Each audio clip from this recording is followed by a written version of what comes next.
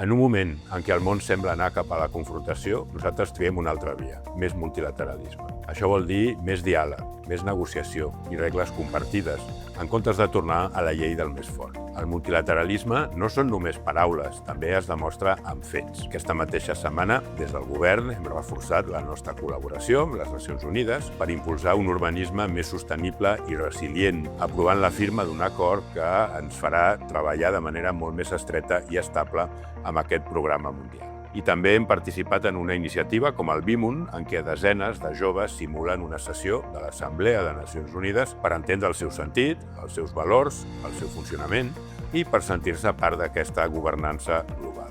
Sens dubte, avui en dia, cooperar entre països és totalment una necessitat.